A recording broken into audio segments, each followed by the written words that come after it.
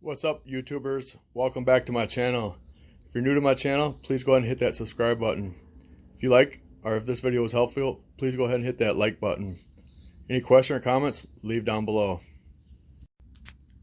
In today's how-to video, we're going to be doing a tire swap from the factory Juggernaut to the Origin 8 Supercell tires. If you go ahead and check my other videos, I did a preview video on these and left a link where you purchase these from.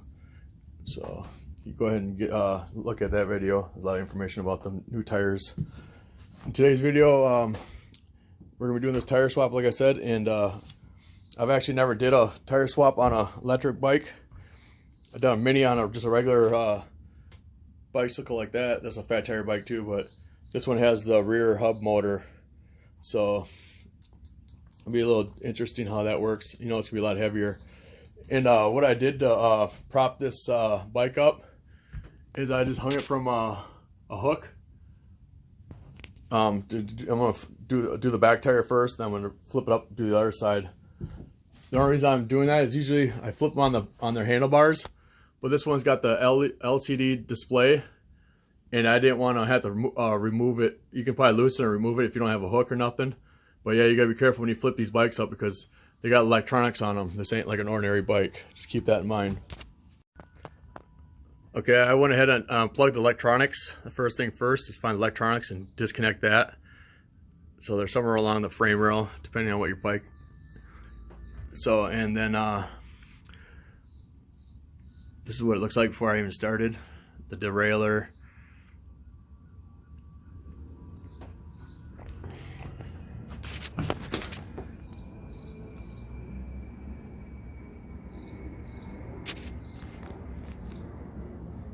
All right, let's get into it. Okay, after you unplug the electronics from the main harness, just follow it down. You got a clip here. Follow it down to the axle. This is kind of like a car, if you're familiar with cars or not, but it doesn't really matter. But yeah, just inspect before you start taking things apart. There's a little rubber boot over the axle nut. You pull that back. And then as you can see, oops, hang on. As you can see, the wire goes into the axle nut, into the hub basically. So just be aware of that. So just take it easy and just disassemble all the electronics parts first.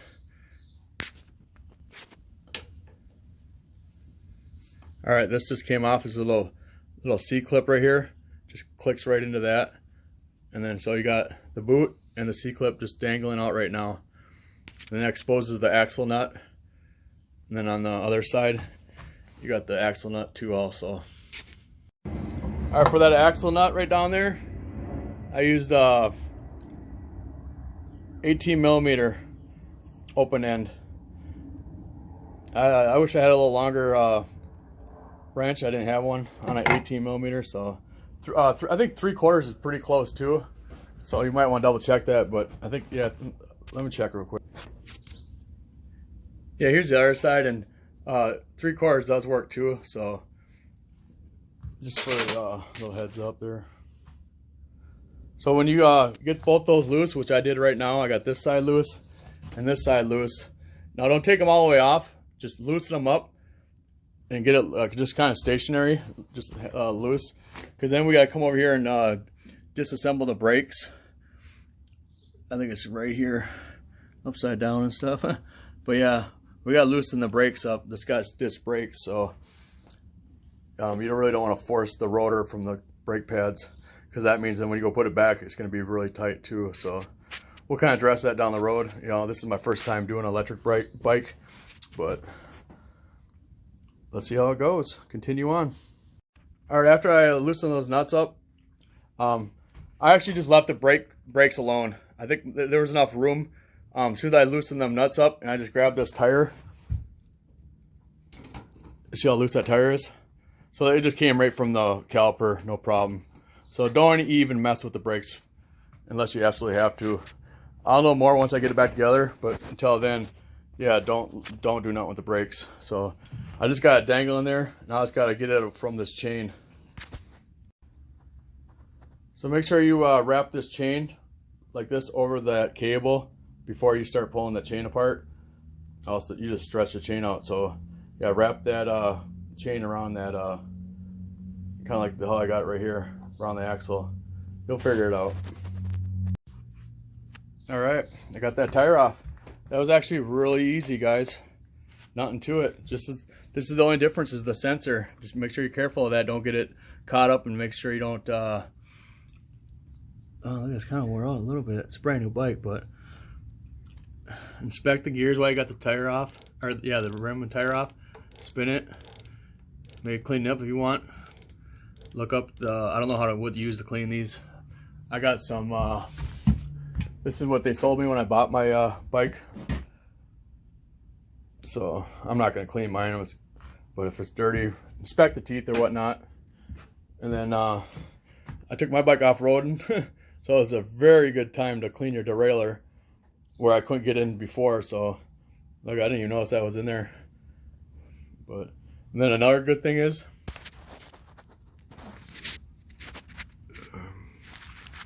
inspect those brake pads. This is a good time to replace them if you have to. I got about 280 miles, about 300 miles on my bike actually. So I think they're still good. I'm gonna look at them a little closer, but take a flashlight and inspect them. But give a shout out to Tubbo towels. If you haven't used them, try them out. They're awesome towels to have on the go. Very moist, very strong, cleans your fingers and tools and whatnot. So on this tire, on this, each tire is different these days. Some have the Schroeder valve like mine, and then they got that other little, I forgot the name of that little skinny one, but you guys know which one I'm talking about, because if you got one, you know it. You know it.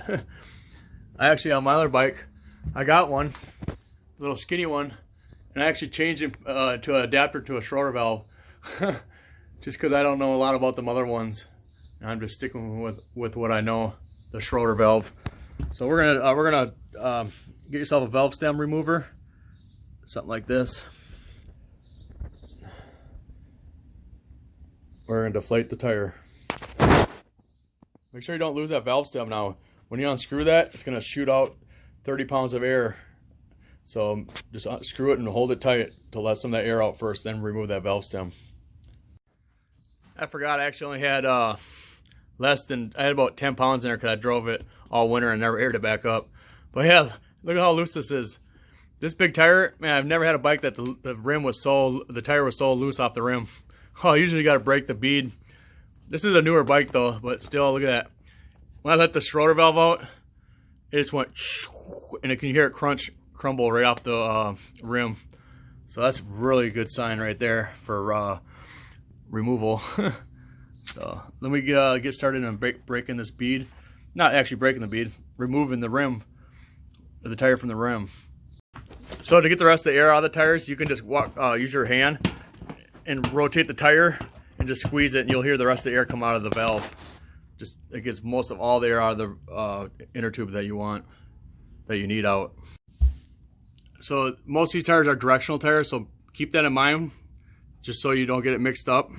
So when you put the new tire on the rim, you know what direction it is. But this is still the old one, but I was showing you guys. It's really recommended that you have a plastic tire changer. They're probably cheap as heck on Amazon or eBay or even your local bike store, but this is really high recommended. Ain't like the old days when we used to use flathead screwdrivers with our bicycle tires, you know. So you don't want to damage that inner tube. So all I did was squeeze the rim, got the tool in there and just broke the bead and just run it right along on the outside of the wall, just like so. And you can see it just, let's see if we can get that in the camera. Do this all with one hand. Let's see if we can do this here. Oh, it came out, but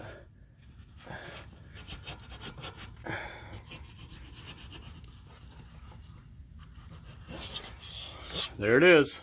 There's the outside wall. Let's take a gander at the inside. Here's that tool. I had this laying around the house. I actually bought it. I think it actually came with the car repair for the moldings and stuff, but that works really good. So here's the inside of the wall of the tire. It's actually the derailleur side. But actually I'm going to stick my fingers in there. I probably can't do this with the camera, but hang on one second.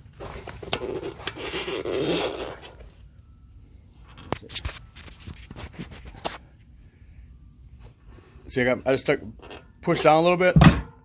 It popped right off. I actually would have held it if I wasn't filming, so then just be careful that that valve stem is still into the rim. But there she is, the KendaTires.com, the Juggernauters, the Juggernaut, junk knot. Goodbye, junk knot. Hello, Origin 8 Supercells. So I got the new tire, the inner tube. What I did was, just like the old style when you did a bicycle one, is it put the Schroeder valve back in, or your other style valve, and just give a little bit of air so it stays in the new tire. It's gonna make it a lot easier that way from pinching and whatnot. So let's see how it goes back on.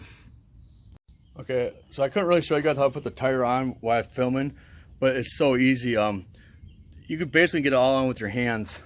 You just squeeze it with your fingers, then when you get really close to the edge, you just use your tool and just squeeze it together and pop it together, and you can just use your fingers. And then I had to add a little bit more air to the inner tube just to keep that sidewall up, but it's really self-explanatory once you get going.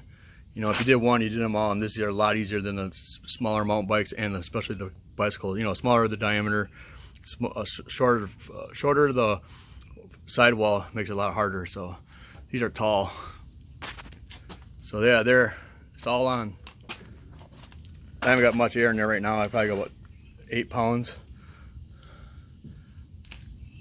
But that's the new tire. Origin Supercell. And these are not directional tires. The ones that came off were. I looked everywhere for a directional, and I did not see a directional tire arrow. So, but they look like they're all one style anyway. So continue on. Look at the comparison.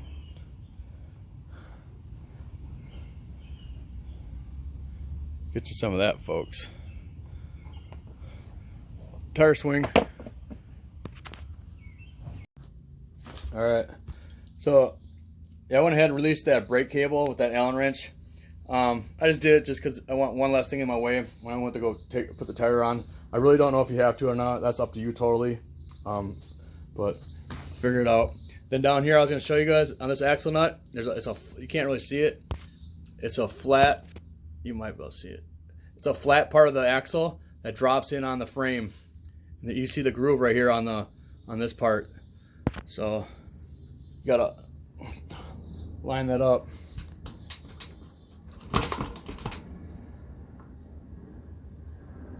Similar like that. I'll get a little more once I get the camera off. Same thing on this side. Just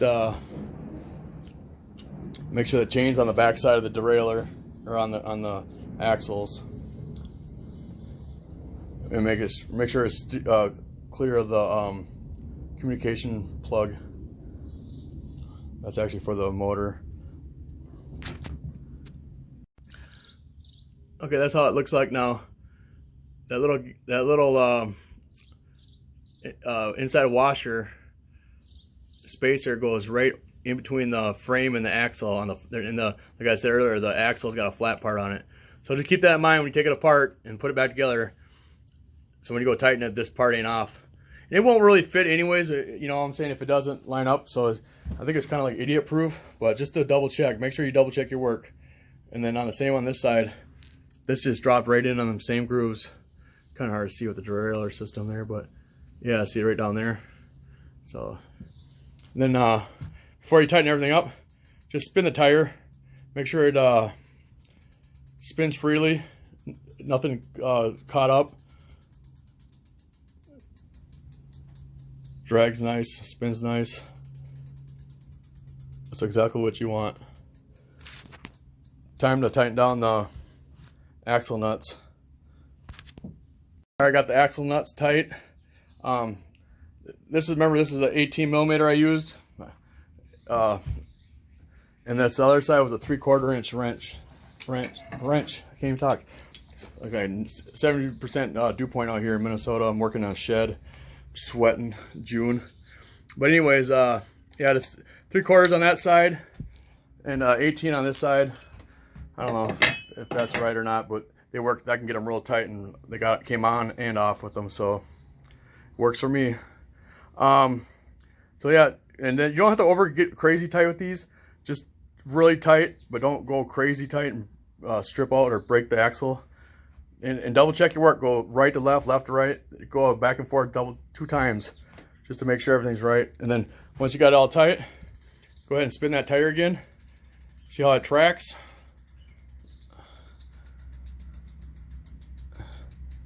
Looks good, looks good. And I'll adjust the brakes once it's on the ground, so I can use the brake lever. But yeah, there's a shifting with the pedals. Oh, them tires look nice. Can't wait to get them on that black top. See how she rolls. All right, and I'm gonna go through everything again. I'm gonna clean some of the more grass out of here. I started doing it already from the inside. Now I can get some of this outside stuff. And then yeah, make sure you put your boot back together. I'm gonna do all this, but yeah, make sure you put your boot back on, nice and snug.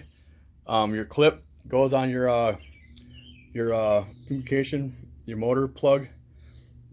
So make sure that's plugged in nice and tight, and the clips are back together. And go back and just double check everything. And then the final step is to check the air pressure once the bike's on the ground. I'm gonna do the front tire, so I'm gonna just reverse this bike on the hook. By the way, these hooks work really good too. So if you don't have a bike hoist, that actually works really good, because this bike's about 70 pounds. I actually took the battery off though to lighten the load, so that helps a lot too, but works good. I'm sure there's better ways of doing it, but you gotta be innovative. Okay, I got it off the rack, and don't forget to adjust your rear brake. If you take that brake, if you take this off, if you loosen this up, it was actually kind of nice for me too. So my brakes were a little out of adjustment anyway. So if you do that, it's a good time to readjust your rear brakes and your front brakes for sure. If you need to check that too, I don't know yet. I haven't got it done, but check it out. There's the old juggernaut still on the steer, and there's the Origin Super 8 super cells. looks a lot different, I tell you that. But all right, I'm gonna flip this around and get up in the air. Got her up in the air. Boy, this bike's heavy. What a workout. But if you do hang it from the ceiling, stay clear of the reflectors and the spokes. Make sure she free hangs on the rim. I actually taped the tip of it because the rubber wore off, so I don't want to scratch my rims. But yeah, double check and make sure she's safe up there when you got it hanging like me. But yeah, there she is. There's a juggernaut. One down, one left to go. Get you some of that, folks. Now the front looks a lot easier. Got quick release. That's why I did the back, because I know the back's always the hardest. So if you're gonna learn, you might learn on the hardest. So this is gonna be real simple. It looks like it's got a locking nut and a quick release. Make sure you mark it where it goes though. These quick releases always go up, pointing towards the handlebars. Oh, that's already loose. That took a matter of about 10 seconds to get off the front. Yep. That's for transport. I didn't know, I forgot that they had that even, but so yeah, that makes it a lot easier. So I'm gonna disassemble this, just like the rear one. Okay, remember after you put air in the inner tube and you put the tire and tube on the rim, put the valve stem on. First the Schroeder valve, of course, and then put the valve stem cap on there. That helps hold the inner tube in place. If you don't, you'll be fighting it. Now this is the second tire I did, and let me tell you, It's actually so easy that I didn't actually need that tool. But you gotta remember this. I aired it up, and you gotta double check, make sure that tire's on the rim. I thought I was have it on there. I put 15 pounds there and I had it off. So you gotta take a little air out and just make sure. I use my hands through this whole job on the second tire. I didn't need this tool for this job. Now you might want to use it just to be cautious, but actually when you start just using it with your hands, especially this new soft rubber, it goes on pretty quick. Really simple actually. So I had to take a little air out of the inner tube. I had too much air in there, so the sidewall is popping off the rim. But all you gotta do is deflate the inner tube with just a little bit. And then a good rule of thumb is too, when you get that on there, bounce that tire up and down. Once you got air in it, I got about 10 pounds in there, which is enough to get it seated on the rim. But yes, go around, double check, make sure all the sidewalls are on. I never worked with these big tires before, but it's a lot of sidewall. So not a big deal, but easy peasy. Got the juggernauts. Let's put her back on. All right, that was about 10 seconds of installation for the front.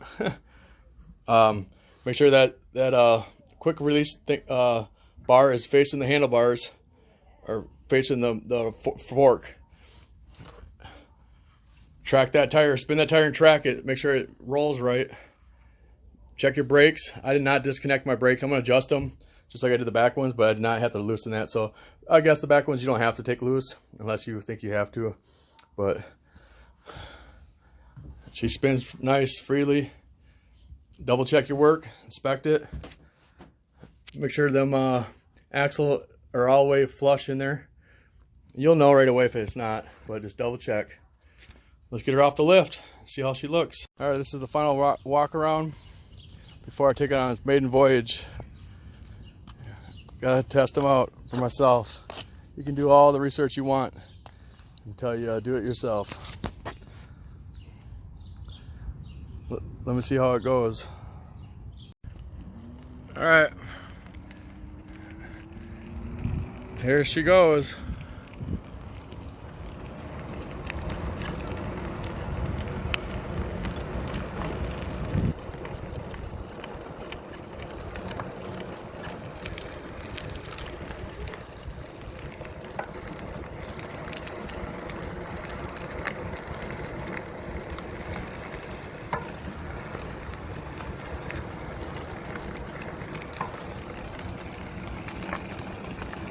It's 100% quieter, for sure. Now there is some self-steer a little bit going on. I did read on a review that after about 10-20 miles, that will break in. So, you know, that's yet to be determined. But boy, just the noise and the drag, the drag on the road. Wow! Before I'd just come to a screeching halt, just not pedaling.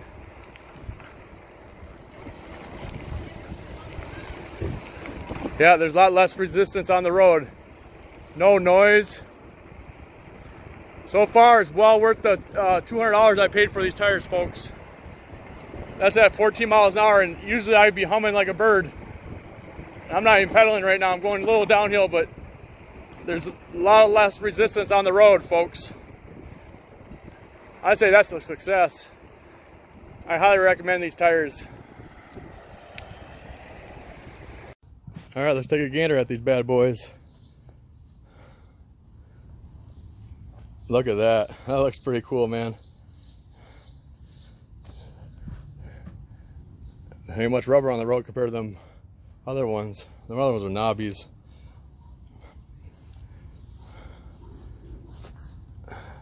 Yeah, I need some air in the back ones for sure. But there you have it, man. The Supercells. Origin 8 Supercell 26 by 4. Out of 1 through 10, of 10 being the most difficult, I'd estimate this job about a 5. You know, I spent a little bit more time. I was filming and whatnot, and it's my first time doing it on a electric bike, e-bike. But the basic concept is still there for the bicycles with the derailleur or whatnot. So I think a bicycle enthusiast can get it done themselves, save you a bunch of money and time, as bike shops are just backed up here in the year 2022. So yeah, get you some of that. And I'll leave the link below where I bought these tires. I did a preview on the tires themselves if you want to check that video out. But yeah, I'll leave the link in where I bought the tires and whatnot. But if this video was helpful or you liked it, please give it a thumbs up. Any question or comments, leave down below. Thanks for watching my video. Until next time, peace.